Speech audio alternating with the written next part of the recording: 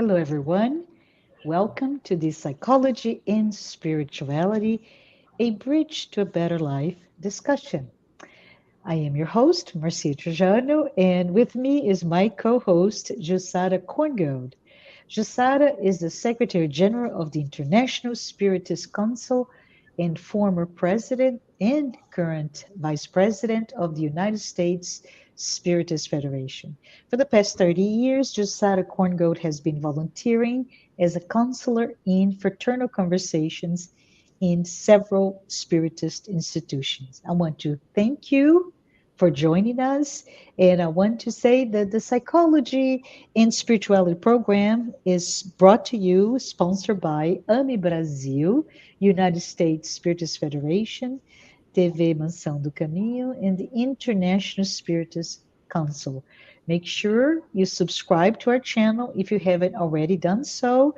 And if you want more information, please check us out at www.spiritist.us. And if today's topic of interest for you, we would like to recommend you read the following books by Joanna de Angelis. They are all written with a collaboration by Divaldo Pereira Franco.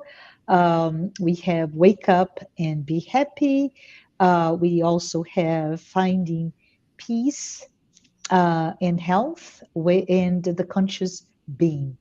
With that, I would like to say that those books are currently available at Leal Publisher Spiritus Books, and you can find them by going to www.lealpublisher.com. And I want to say hello to Jussara. How are you doing today? Hello, Marcia. Hi, everyone. Welcome back. Yes, yes, it's so good to be here. And today we're going to continue a conversation that we started last week, and it is the overarching topic is happiness. But today we're going to zoom in into the physiology of happiness. And for that, I'm going to take a little bit different approach, Josara. I'm going to read a couple of quotations from Joanna de Angelis' book on finding peace and health. And I would like for us to just talk about, comment, reflect upon. Is that okay with you? Sure. Okay, so the first one, which is my page 127, because I think you have the book in front of you if you want to reference it. But it says that neuroscientists have increasingly strived to detect the hormones in the brain that trigger joy and happiness, and the hormones responsible for resentment and depression. Slowly, the understanding and decoding of the elements answering for feelings in the biochemical processes of the brain, which are greatly responsible for behaviors and emotions, are emerging. So, with that, I want us to talk a little bit about maybe the impact of hormones. It's very specific.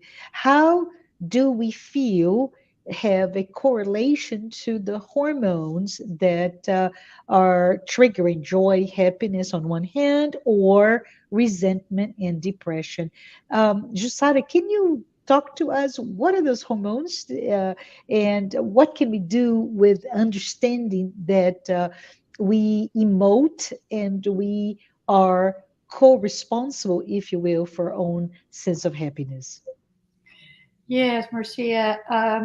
As you all may imagine at this point, this is a very big subject, and we are not experts in the area, but of course, we are students, and as human beings, it's something that is in the field of our interest, especially when we are talking about psychology and spirituality, because we understand that the functioning of our physical body is is directed by our spirit meaning our emotions, our the whole inheritance, so to say, that we bring, that may have provoked an impact, and even in the formation of our bodies to be. And when we are talking about this aspect specifically, understanding that our, let's say, analyzing the reactions here. I don't feel happy. I don't feel satisfaction. I have a tendency to not necessarily just depressive moods, but really clinical diagnosed depression. All of that, we understand that it represents as is a result of the imbalance of those hormones, the chemicals in our brains. Normally, we're talking about the serotonin, the endorphin, the dopamine, and the oxytocin. Mhm. Right? Yes. Mhm. So, what we do not understand is that the mind is in command, Mhm. and it will have an impact in how much this deficiency is going to be prolonged or not. Here we are not saying that we should just think of, like, some people will say, oh, look, something for you, a hobby, look for a hobby, and Mhm. then you will no longer feel depression. Once it is established, we have to follow up with our doctors, and maybe we will need to take medicine in order to reach a state of balance again. But what is important for us to understand, it's all that we are talking in terms of feelings, emotions. They will impact for the better or for the worse. Mhm. It's not something that we think as much. Sometimes, we see people that have a natural tendency to depreciate everything they have, all the good things that are happening to them. Maybe this is it because of an imbalance. It's not because there is a lack of good things going on their way. And on the contrary, we may see people that have each and every reason to feel miserable, and they're not. Mhm. Yeah. Yeah. Have a different stage of reacting to all that. What do you say, Marcia? Oh, this is right on the money. If I may use that expression, right? Uh-huh. We talked a lot about definitions of happiness. We talked a lot about it's more the 90-10, right? 90% in how we are set to have a life with goals, and 10% in those lower the lower needs. If you speak about Maslow's hierarchy of needs, right, the more the material, comfort, etc. We talked all about it, and here we talk about, well, there's this whole other area that impacts our sense of well-being, right, Jussara, and our sense of happiness. And it's all about that access to those to that balance of hormones. And of course, the I believe the oxytocin is it's called the happiness hormone, right? That you also mentioned that, and I just want to say here that my wish for you, Josara, and for myself is that we all have the right level of hormones in our bodies. So let's talk a little bit, maybe, about the fact that your brain triggers those hormones, but there's an outlook, there's an impact on our physical, right, and emotion, and I'm sorry, and mental health, which all goes back into trigger a reflection toward your emotions and how well you are. So, do you want to for me to continue with the next paragraph? There is one paragraph Mhm. that actually it's in the next page, 128 of Okay. the same book, Finding Peace and Health. Yeah. which is starting negative emotions. Okay, I'll read that one paragraph and we can talk about it, okay?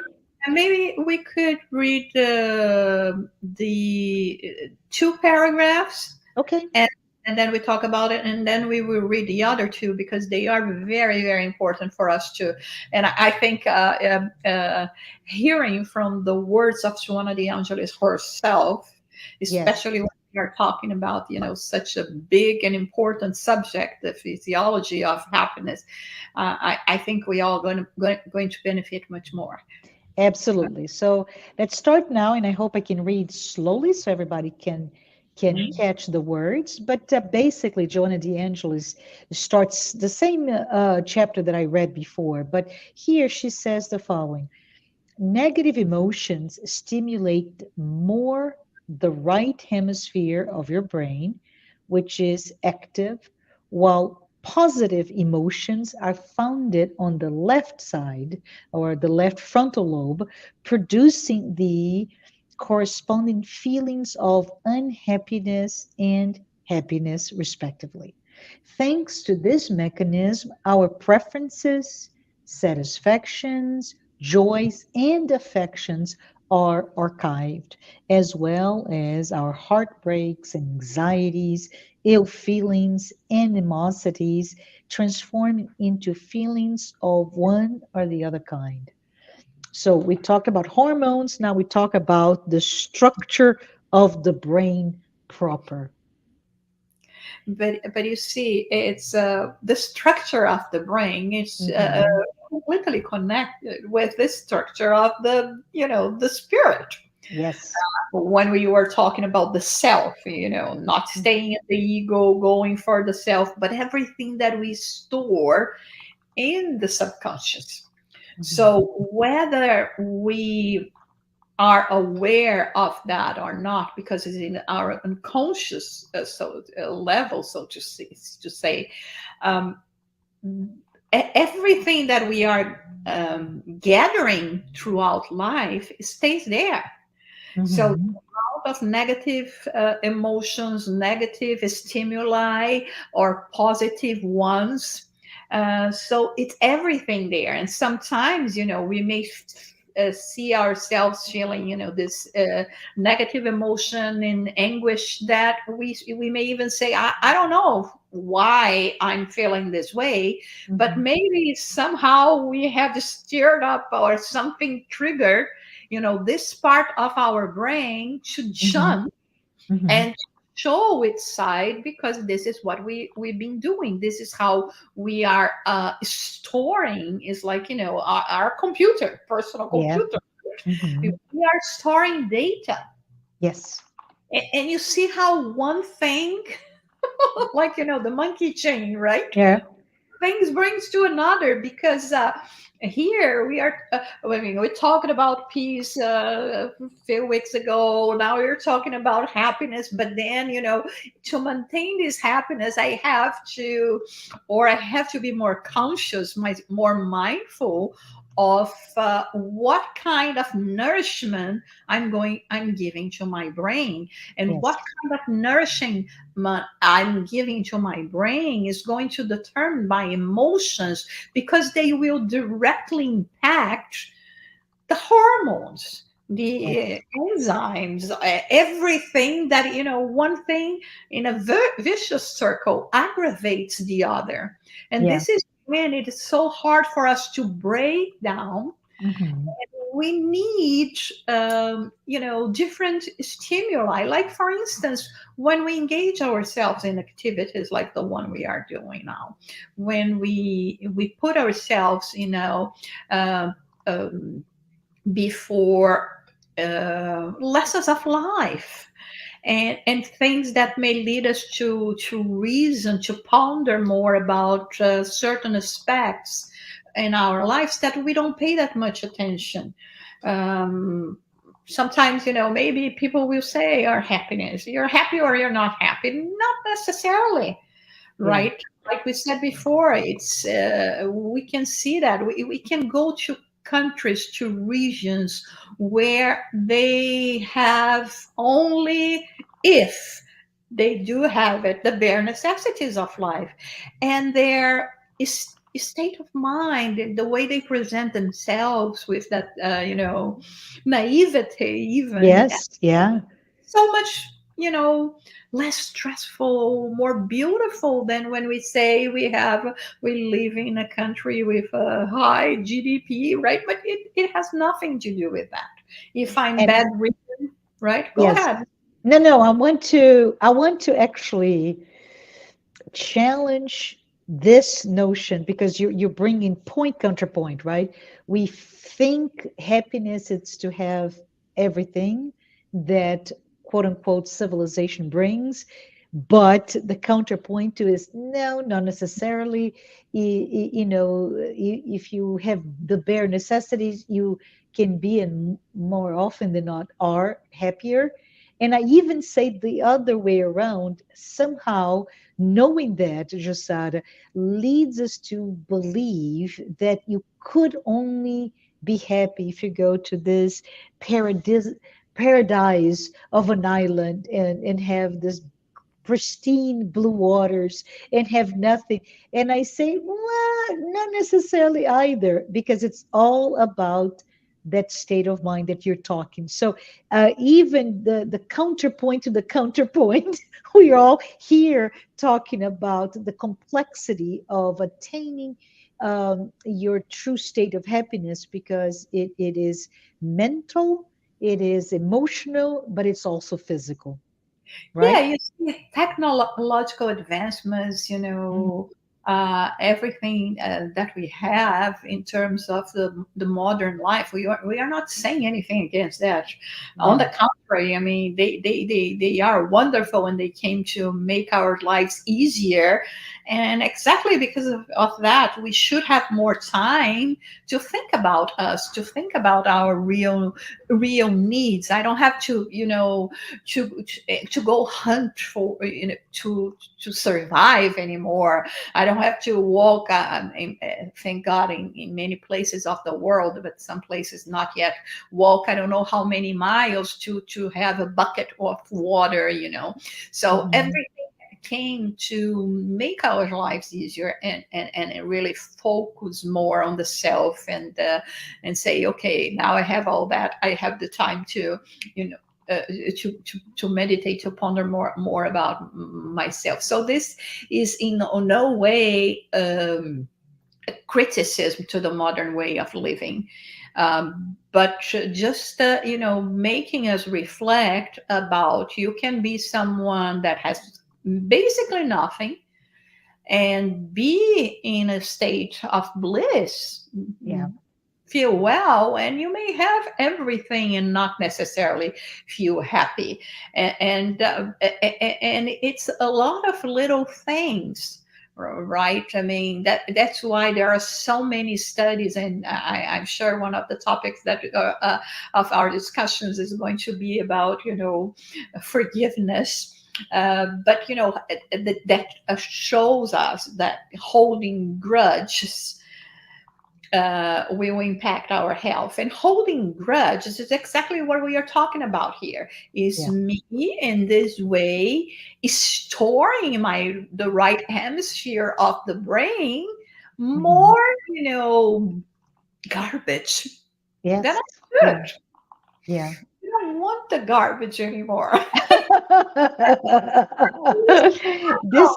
This is an invitation for no more garbage to anyone. Just recycle, Yes.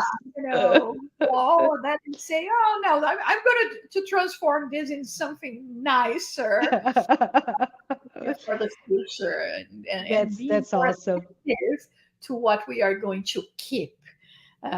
Some things we can recycle, but some things are really trash, and we Yeah. don't want to bring this trash to us. Yes, absolutely. Absolutely. So let's go back to reading, because this is an interesting book for all of us that are here today to read more. But as we continue in the same chapter, chapter 9, we'd say that all that is pleasant and enjoyable is archived we mentioned that, right, on the left side of the brain, while perturbing and afflictive matters are stored on the right side. So, individuals who exert a great deal of control over their emotions in everyday events develop the right hemisphere more, becoming introspective, insecure, dissatisfied, and pessimistic, while those who stimulate the left side have better humor as well as more joy. They have more confidence in themselves and in relation to others with whom they live or associate. The first group exudes unhappiness because they hold on to negative feelings, while the second group is more pleasant to live with, inspire joy, and easily go along with propositions that provide well being.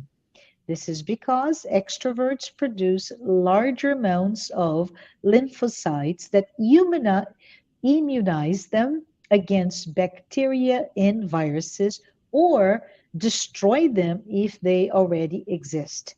For this reason, good natured laughter is considered therapeutic given the presence of immunoglobulins that, when present in saliva, aid digestion but also protect the body against certain pathogens. Amazing, right? I know, I know. So, everyone out there, we got to laugh, we got to have good disposition, we got to be healthy. But what else can we talk about this idea of our brain? So the more we are unhappy, the more we feed the right hemisphere of the brain, and they become almost this sense of this is the type of person that I am, and it's just harder and harder for you to live with. And since we are social gregarious animals, it's getting harder and harder to live with people like that. I can tell Jussara, as I'm saying this, I can think of a person exactly like that, that is just a good person, but boy, so hard to be around because the world is a dark place. Everything has a sinister motive. Everything is so much worse than it really is, that this person is miserable. And I come in and they call me Miss Sunshine, right? Hi, everything is good. And we go like, we don't cross well because of our different dispositions. So how about you, Josetta? What can you tell everyone who's here with us doing our discussion today about the left and the right hemisphere of our brains? I think this is a beautiful invitation that Joanna de Angelis is bringing to us here, because she is giving a living example of action and reaction. Of everything that we do has a consequence. Mhm. Our thoughts, our emotions, our way of acting, there will bring consequences. And in this sense, everything that we are storing in the negative sense being in the right side, and the brain, and the positive on the left side of the brain. But then Mhm. she says, if not only because you wanted to feel good, to have that well-being sensation, um, Mhm. should strive to be paying more attention to your thoughts and behaviors, but Yeah. also because there will be a chemical transformation as a consequence of everything that you're thinking and doing. So the when I'm feeling down, when I have that much, disbelief in the world, I don't feel like relating, having relationships, going out, and have a good laugh, as she says. We are going to be more introvert, like she's mentioning here, staying with with our own thoughts that many times are going to be destructive kind of thoughts. And on the contrary, when there is more of this, um, storing more the positive, and listen, when you were talking about that, we are not just talking about the experience, okay? Because we both may witness the same sunset, Hmm. and the emotions that will bring to me will not necessarily be the same to you. So here we are not talking about opportunities. Oh, but those people have more opportunities because these are Hmm. no. We are talking Absolutely. about things that we all have, but we look at them in a different way according to our inner disposition. And then she talks about, the lymphocytes, for instance, that can help us in terms of fighting against bacteria, viruses, and even if they are present already in our system, to reduce them, to destroy them completely, to increase the immunoglobulins, also Hmm. to help and protect our body against any kind of pathogens and infections, or all of this. So we have to start paying attention. That's why I thought when we were talking about, what kind of um, topics should we be talking about happiness, this one was one of them, the physiology of happiness, for this reason. And even to understand that there are things that are at our reach to put us in a state of much better well-being and emotional, physical health, everything that can contribute for us to become more optimistic and see life with different eyes. Different lenses, right? I remember, I don't know if you do, but I remember the idea that when we see things from this rosy colored glasses, if you will, people would call you, oh, you're Pollyanna, where everything is so naively put that everything is nice. And I don't know that that's necessarily what you're saying. I think number one, we need to be watchful, right, of how we react to that external factor. I don't know if you're okay with me giving a little bit of a 1 minute lesson on emotions. Is that Oh, okay?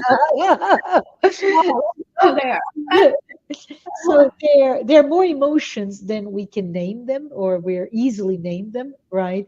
But if we start talking about the four basic emotions, and they are, let me see if I can remember: fear, anger, sadness, and joy, right?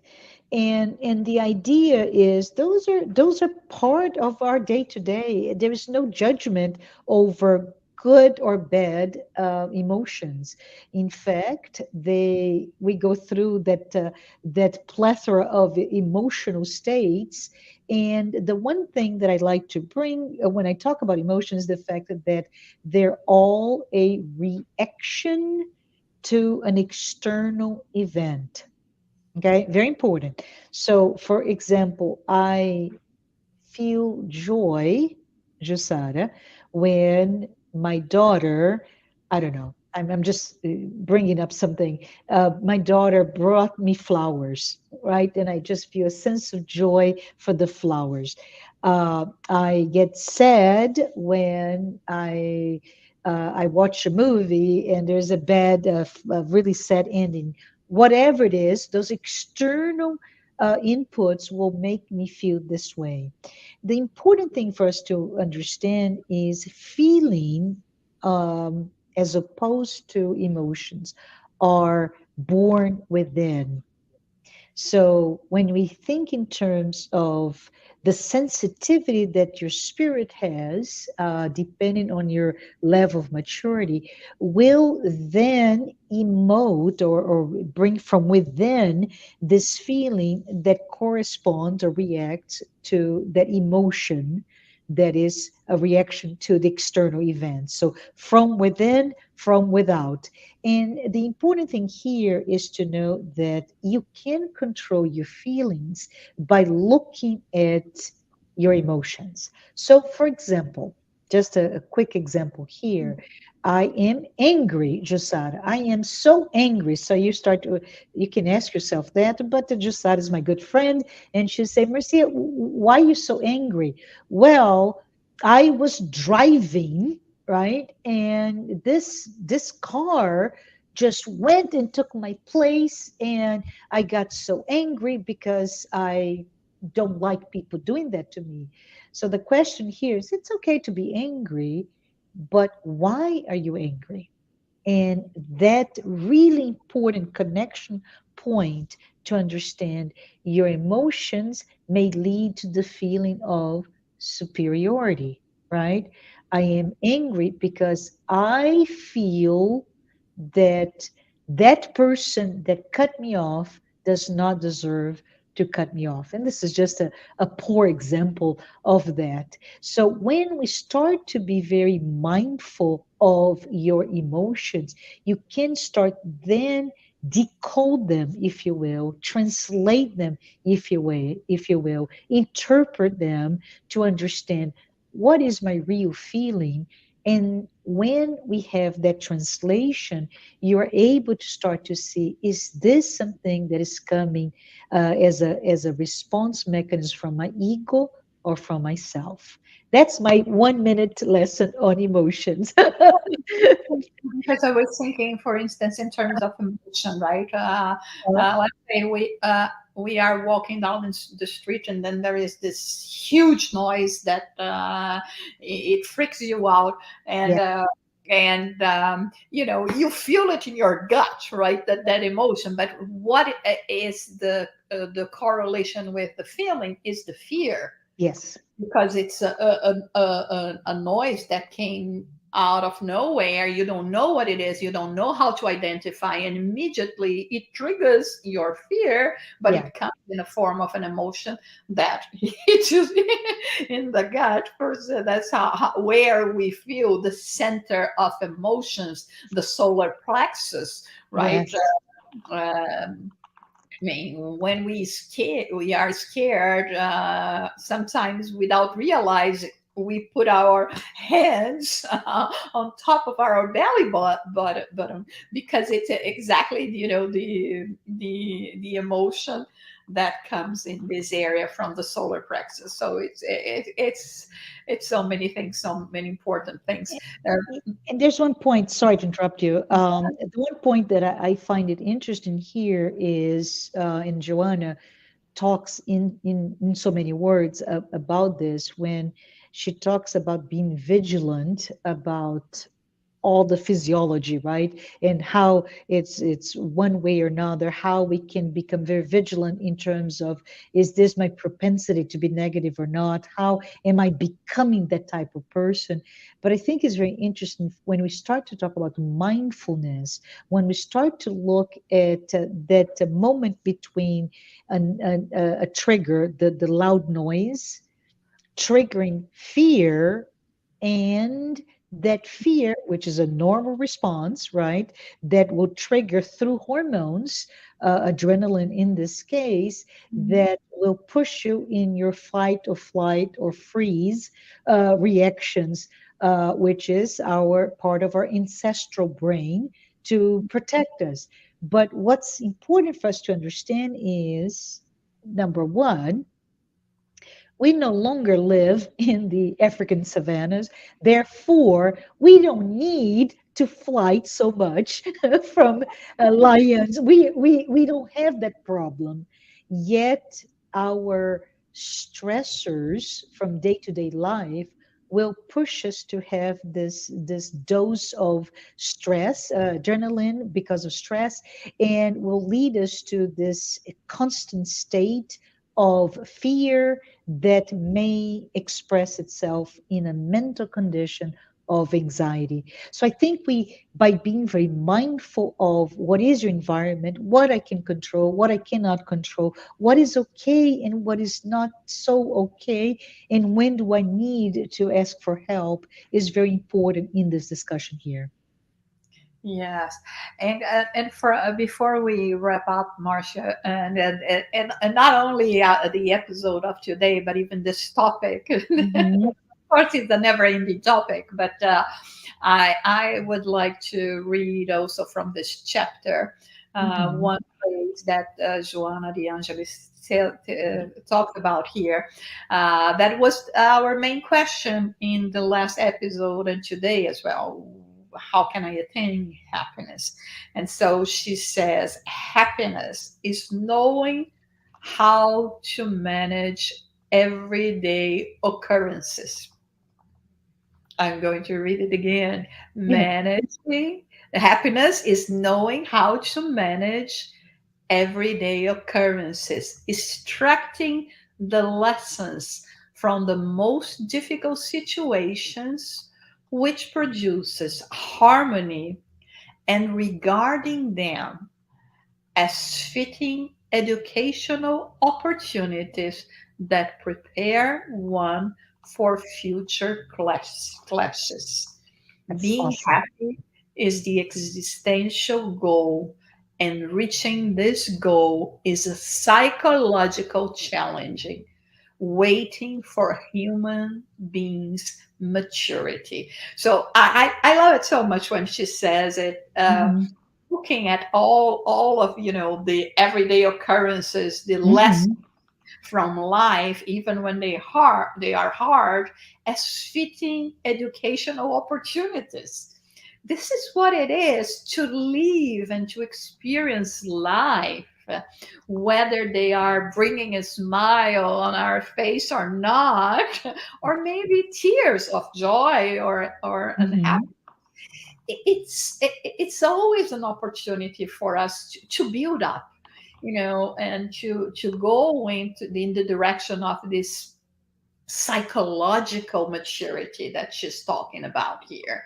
We no longer want to be in the infancy of Mm-hmm. our uh, uh, spiritual possibilities, our physiological and mental possibilities. We Mm-hmm. want to expand. We want to know more. We want to feel more. We want to appreciate more. So, and all of this comes from this exchange that we have, the learning that we have with each other, and how much we can grow by observing things that belong not just to the realm of nature, but to the realm of the human beings. And how they thrive even when the situations are very challenging, and just knowing that we have this possibility, the possibility to adapt, right, and to rise up again even when we are down there. This is it should be a source of great happiness and fulfillment for us in every occasion of our lives. Yes, yes, this is amazing. So we're very close to the end of our time together, and I invite all of you to read those books that we mentioned previously, and just to put a few more thoughts in our discussion today. It's important to understand that actually happiness is not different from an unhappiness, because we cannot consider happiness, and the figure of Joseph Campbell, right, with his book where he defines the bliss. But it's the idea that no one should consider happiness to be that state of bliss, that state of idealized uh, sense of no stress. This is not what happiness is, right? We mentioned this before. And what I wanted to also say is, um, when we discuss this sense of physiological aspects of happiness, we're talking here, but we made a connection that it's not just the physical, but your mental, your emotional state that will lead to that. So some of the things that we can say that for all of you, and I think Jussara mentioned previously, is that what may lead us to use our left brain, our left hemisphere, to become happy, to be, positioned to have a life, is to feed them with perhaps, I don't know, uh, sincere friendship, right, Jasara? A life of peace. Um, a a life where you invite opportunities for altruistic activities, to have a sense of fraternal relationships. It is basically is to live life, but make an effort, and this is really important, make an effort to not fall prey to the stressors and anxiety and all consuming reactions to anger and all those emotions that can lead to very difficult states, such as, and we talked about anxiety before, but we in the state of sadness and melancholy can lead to depression, right? Or that anger that can lead to some actual pathological states of mind. Let us think about it. It's normal to feel, it's normal to have those emotions, but that we are responsible for managing, for controlling them, for being mindful and choosing to be happy.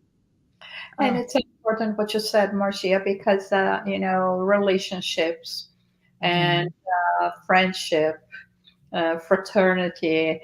Uh, mm, Even the other day, I was hearing from Dr. Annie, uh, mm, which she she's part of this project with us, right? mm, Psychology and spirituality, and she was saying that vegetarians, and I am a vegetarian, so I can say that vegetarians have a tendency to have more depression than interesting. non-vegetarians, and she explained why. It has nothing to do with your meals, with what you are eating, but more with how you may segregate yourselves, because Interesting. you no longer are going to be pertaining to a certain group of people that will not like to go to restaurants, vegetarian restaurants with you, and you don't want to Mm, go out with your non-vegetarian ex-friends, so to say. Then you create a situation that you put yourself more in solitude, yes, right? And then it has nothing to do with the food, which is, we know it's in a way can be much more advantageous to your physical health per se, yes, not necessarily mental health. So the little things that we have to learn, right? And yes, heard yes, that from her, said, "Oh, okay. Thank God I never had this problem with going to a place or a restaurant that is not vegetarian, but it's something that leads us to think about it, and to go and discover even more, um, uh, or have more knowledge about things that can contribute to our yes. state of happiness." Absolutely. I would like to take a moment here, Josada, to just conclude with the notion that a happy frame of mind is equally important than cultivating a happy body. So, just like what you're saying, if I am a vegetarian for philosophical or dietary, physical, dietary restrictions, it doesn't matter, right? You have to understand that those are the two sides of the coin, and knowing that the mind is pretty much the only thing that we control totally at any moment of our lives. Here's some tips for you to maintain a happy mindset. So I'm going to give some tips, and you, Jussara, you conclude our episode after I finish. All right. Well, So a happy mindset can be one that you have detachment from your circumstances, right? So knowing to be mindfully present and detaching from the outcomes, it means that you're now able to take better control of your lives. Faith, faith in a higher power, however you want to call it. So your faith in that higher power will help you go through the darkest hours, just to have that connection with the divine, the connection with the sacred. Positive mental attitude, right? Achieving happiness by simply cultivating that positive mental attitude and paying attention, Josada mentioned before, very careful attention to what are your daily thoughts, what are you, how you're reacting, how are you putting, storing the events into either side of your brain. Changing your perspective whenever we're confronted with challenges, we can put ourselves in the frame of mind that you can change our perspective just by looking intentionally into the situation at a different way, with a different light. And believe, right? Believe in yourself, believe in your capabilities, believe that we are taking care, and everything that happens happens for a reason, and we're here to learn instead of begrudge over those events. And the last and most amazing point is expect to be happy. It's your destiny, it's my destiny, and we're all here fated to be happy. Josara? yeah, I'm gonna finish in a very cheesy way. No worries, no worries. Be happy. So I hope you all have a wonderful, happy week, and until next time, be well.